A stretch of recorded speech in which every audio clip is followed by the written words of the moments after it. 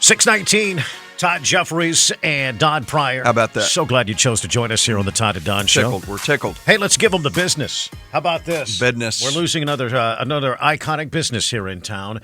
This time it's the Bluebonnet Hill Golf Club. Apparently. They have a post on their websites, and we put it on the Todd and Don Show Facebook page, and it's simply a letter to the community saying it's with our sincere regrets that we would like to inform our customers that Bluebonnet Hill will be permanently closing December the 31st, 2019.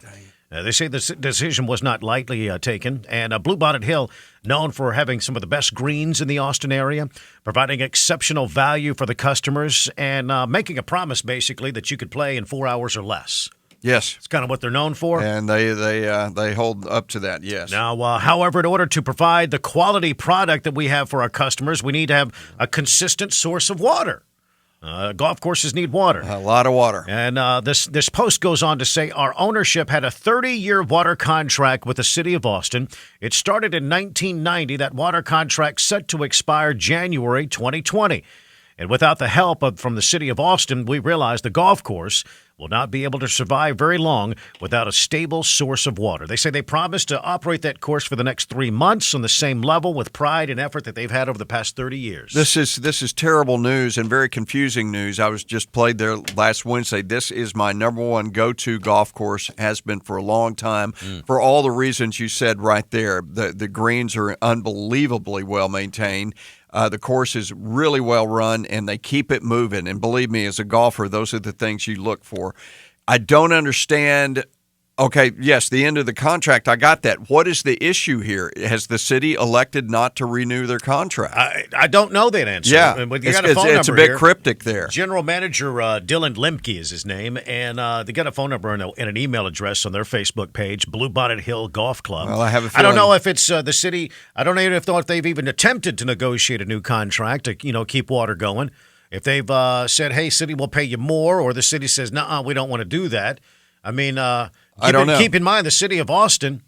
In a water conservation mode, already has the Lions Municipal Golf Course they're trying to save. Right. It's hard to save two golf courses in one city. Yeah.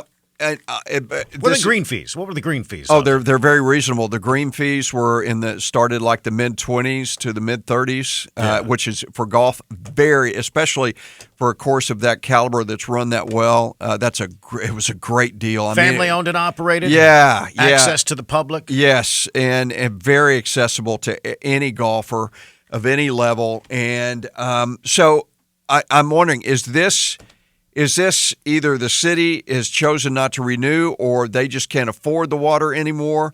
This course gets a lot of play. It doesn't get the kind of play on the level of, like, I know you're going to argue this, but Lions, for example. I would argue that. I've always considered Bluebonnet a bit of a hidden gem.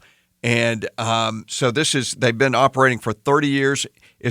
Are they victims? Are they victims to the city as far as just can't afford, excuse me, Mayor, that they can't afford the water anymore? Is the water too expensive? No. They're very clear. Their contract is expired. Well, I got that. It could be that they're just done.